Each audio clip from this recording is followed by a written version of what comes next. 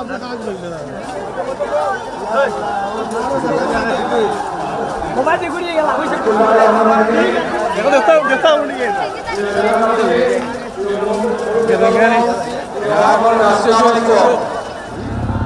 আছেন সবাই?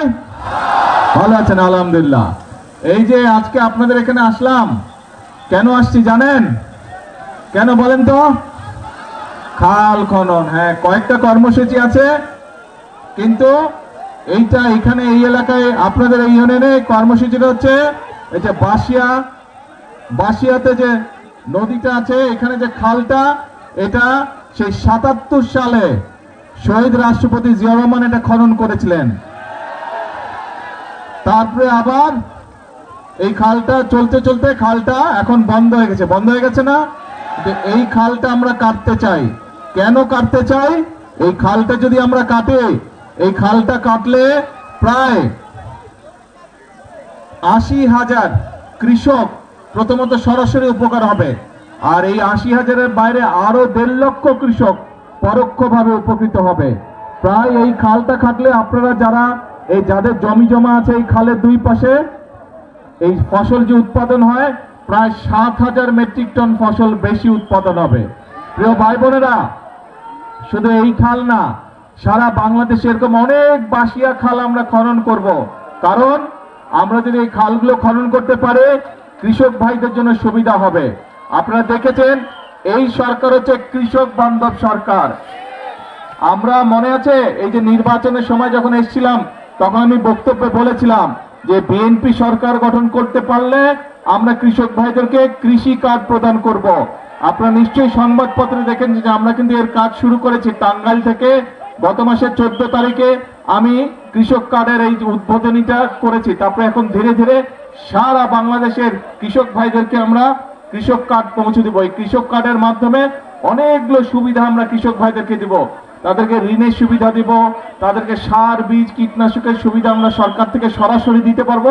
আর সবচেয়ে বড় যে সুবিধাটা, তারা বছরে ২৫০০ টাকা পাবে, যেটা দিয়ে তারা নিজেরা কীটনাশক ওষুধ বলেন, বীজ বলেন, এই জিনিসগুলো তারা সরাসরি কিনতে পারবে। সরকার থেকে সরাসরি আমরা তাদেরকে এই অর্থ সাহায্যটা করব কৃষক ভাইদেরকে। এর মধ্যে আপনারা দেখেছেন আমি কিন্তু বলেছিলাম যে বিএনপি সরকার গঠন করতে পারলে কৃষক ভাইদের যাদের ১০,০০০ টাকা পর্যন্ত কৃষি ঋণ ছিল, আমরা সুদ সহ সেটা মওকুফ করব। নির্বাচনের আগে করেছিলাম এটা, কিন্তু নির্বাচনের পরে আমরা ১০ দিনের মধ্যে কিন্তু আমাদের কথাটা আমরা রেখেছি। আমরা সরকারের যে ১০,০০০ টাকা পর্যন্ত কৃষি ঋণ ছিল ১২ লক্ষ কৃষকের, এই ১২ লক্ষ কৃষকের কৃষি ঋণটা আমরা সরকার থেকে মওকুফ করে দিয়েছি সুদ সহ।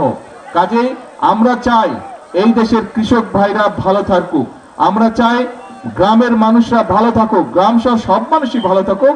কিন্তু যেহেতু বাংলাদেশের অধিকাংশ মানুষ গ্রামে বসবাস করে, মেজরিটি মানুষ গ্রামে বসবাস করে, এই জন্য এই মেজরিটি মানুষ যাতে দেশে ভালো থাকতে পারে, সেটি হচ্ছে আমাদের লক্ষ্য, সেটি হচ্ছে আমাদের উদ্দেশ্য।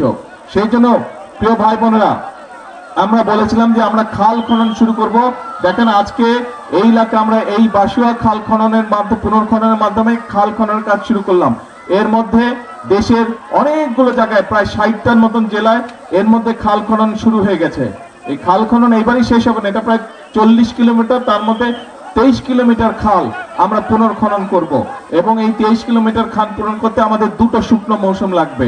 এই এখন শুরু হলো, কিন্তু এখন তো বর্ষা শুরু হয়ে গেছে, এবছর তো আর শেষ হবে না, কিন্তু এই বছর নভেম্বর থেকে আবার আমরা খাল খনন শুরু করব শুকনা মৌসুমটা শুরু হলে। এবং ইনশাল্লাহ আগামী বছর আমরা চেষ্টা করব এই ২৩ কিলোমিটার খাল সম্পূর্ণভাবে আমরা পুনর্খনন করতে। তার ফলে দুই পাশে যেরকম মানুষগুলো কৃষক ভাইরা পানির সুবিধা পাবে, একইভাবে এলাকার মানুষরা পানির সুবিধা পাবে। এবং শুধু খাল খনন না, এই খালের পাশ দিয়ে দুই পাশে ২৩ কিলোমিটার দুই পাশ দিয়ে খালের দুই পাশে আমরা প্রায় ৫০,০০০ গাছ আমরা বৃক্ষরোপণ করব। আমরা যেই বৃক্ষরোপণ করলে খালটাকেও ধরে রাখতে পারবে, এলাকার মানুষেরও বসার জায়গা হবে গাছের তলায়।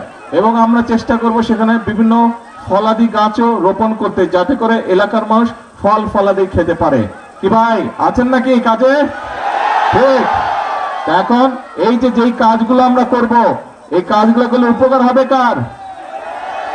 এলাকার মানুষের উপকার হবে। কাজ ঠিক আছে তাহলে? ঠিক আছে। তাহলে আজকে আর কথা বলবো না, বৃষ্টি হচ্ছে আকাশে, সবাই ভিজে যাবে। কি ও এখানে, আচ্ছা এইদিকে, এই যে এখন দেখা যায়। হ্যাঁ, তো এখন এখন কথা একটাই, কথা একটাই, আমরা বহু আন্দোলন সংগ্রাম করেছি, আমরা বহু আন্দোলন সংগ্রাম করেছি। এখন দেশে আপনাদের নির্বাচিত সরকার বা আপনাদের নির্বাচিত একটি সরকার গঠিত হয়েছে। এই নির্বাচিত সরকারের কাজ হচ্ছে, আস্তে আস্তে স্লোগান দিলে কথা শুনতে পাবো না তো, আস্তে আস্তে আস্তে, এক মিনিট একটু চুপ করতে হবে, একটু চুপ করতে হবে।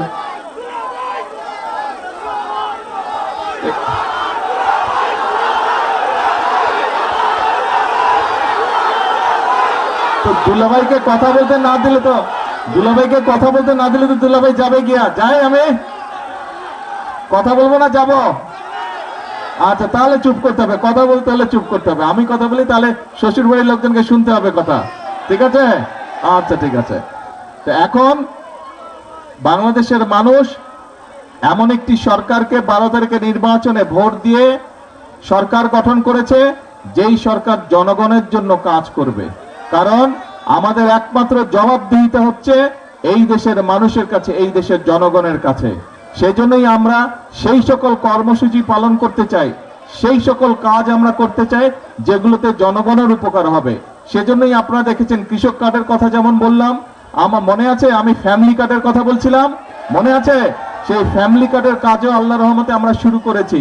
অনেকে হয়তো বলতে পারেন আমাদের এলাকায় তো এখনো পাইনি, ইনশাল্লাহ আপনাদের এলাকায় তো সবাই পাবে, যারা যারা ফ্যামিলি কার্ড পাবার। একটু সময় লাগবে, কিন্তু আমরা চেষ্টা করবো ইনশাল্লাহ আগামী 5 বছরে সারা দেশের নারীদেরকে, মাদের কাছে এই ফ্যামিলি কার্ড পৌঁছে দিবার। আমরা আপনাদেরকে বলেছিলাম যে ইমাম সাহেব যারা আছে, মুয়াজ্জিম সাহেব যারা আছে, বা অন্য ধর্মের ধর্মীয় গুরু যারা আছে, তাদের জন্য আমরা সম্মানের ব্যবস্থা করব। সেটার কাজও কিন্তু আমরা শুরু করেছি, সেই কাজটাও শুরু করেছি। আমরা যে সকল প্রতিশ্রুতি দিয়েছিলাম, খাল কাটার কথা বলেছিলাম, খাল কাটার কাজও আমরা শুরু করেছি। কাজেই এখন আমাদের কাজ হচ্ছে কথা কম কাজ বেশি, এখন কাজ হচ্ছে দেশ গড়ার কাজ করতে হবে। আমরা বলেছিলাম এই একটু আগে এই সিলেট সিটি কর্পোরেশনে একটা অনুষ্ঠান ছিল, সেখানে কয়েকজন বক্তা বলেছে এই সিলেট জেলাতে বা সিলেট এলাকাতে সামগ্রিকভাবে সিলেট বিভাগে মিল কারখানার সংখ্যা কম, ফলে অনেক যুবক ছেলে বেকার হয়ে পড়ে আছে। আমরা নির্বাচনের আগে বলেছিলাম যে দেশে যে সকল কলকারখানা বন্ধ আছে, বিএনপি সরকার গঠন করলে এই কলকারখানাগুলো আমরা চালু করব। এই যে এখানে আপনাদেরই সন্তান বসে আছে মুক্তাদির, মুক্তাদির হচ্ছে শিল্পমন্ত্রী, শিল্প মন্ত্রণালয়ের দায়িত্ব আছে মুক্তাদিরের কাছে।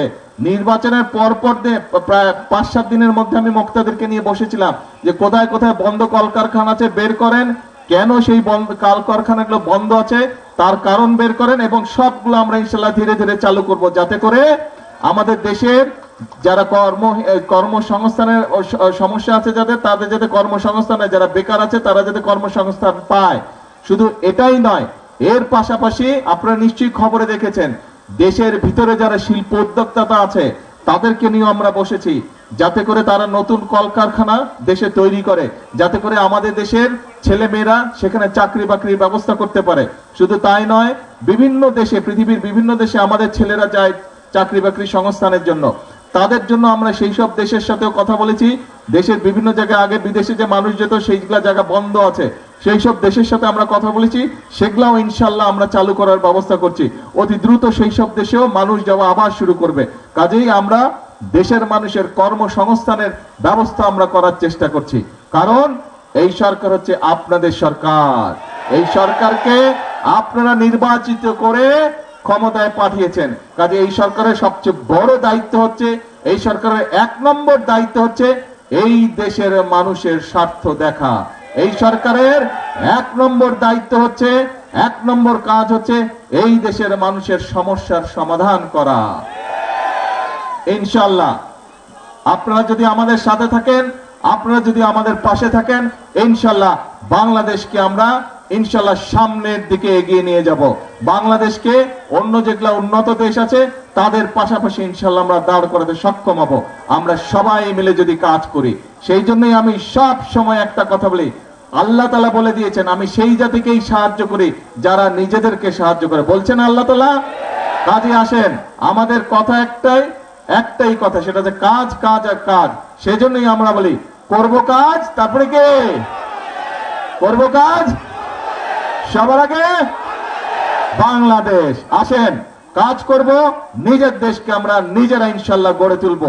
বিদেশ নিয়ে গর্ব করব না, আমরা বাংলাদেশ নিয়ে গর্ব করব, আমরা নিজের দেশ নিয়ে গর্ব করব।